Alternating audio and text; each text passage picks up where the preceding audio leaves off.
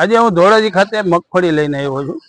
Sample લીધું, sample લીધા પછી સેમ્પલ ઓકે કમ્પ્લીટ થઈ ગયું, કાંટો ચાલુ થયો, 3 ગુણી મગફળી જોખી અને બંધ રાખી દીધી। કીધું ભાઈ કેમ બંધ રાખી?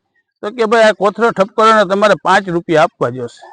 એટલે કીધું ભાઈ 5 રૂપિયા કોથળો ઠપકરવાના ન હોય, બરોબર છે, અમારું સેમ્પલ કમ્પ્લીટ પાસ થઈ ગયું છે, તો તમારે મગફળી જોખી લેવાની હોય। પછી કોથળામાં 35 કિલો મગફળી હમાય કે ના હમાય એ અમારે ખેડૂતને ન જોવાનું હોય। બસ અમારી તો એક છે કે અમારું સેમ્પલ કમ્પ્લીટ થઈ ગયું છે, તો તમારે મગફળી જોખવાની કે નહીં। આખા યાર્ડમાં બધા પૈસા આપે છે, તો આ ધોરાજી યાર્ડમાં એકમાં જ બધા મજૂરી, અને મજૂરીની હેસિયત હું કે ખેડૂત પાસેથી 5 રૂપિયા ગુણીએ માગે। કઈ રીતના માંગે છે, શું કહે છે? એ કે તમારી આ મગફળી પૂરી ભરે કે ખાલી ખોતરો ઠપકારો, નકરી કે તમે ઠપકારતા જાઓ। કીધું ભાઈ એ અમારે ના કરવાનું હોય, એ છે તમારે કમ્પ્લીટ ગુણી કરવાની, તો તમારે કરવાનું, તો કે કોથળે 5 રૂપિયા આપો। મજૂરની હેસિયત હું કે ખેડૂત પાસેથી અધિકારીઓ શું છે? અધિકારીઓ કોઈ પણ અત્યારે આજે છે ને, અમારે શું કરવાનું? કેને અમારે ફરિયાદ કરવી તો કેને કરવી?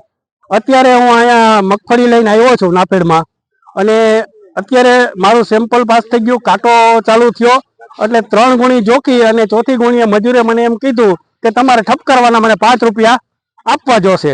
હવે એને આ લોકો મજૂરી આપે જ છે, કોથળા ભરીને વજન કરવો અને એને સિલાઈ કરવાના, તો એ અમારી પાસે એની મજૂરી માગે છે, અને એ ના પાડી એટલે અહીંથી કાંટો લઈને નીકળી ગયો, બરોબર છે। જવાબદાર અધિકારી કોઈ છે નહીં હાજર, અને આ લોકો ઉઘાડી લૂંટ કરે છે ખેડૂત પાસેથી, તો આ કેવી રીતે ચલાવી લેવું?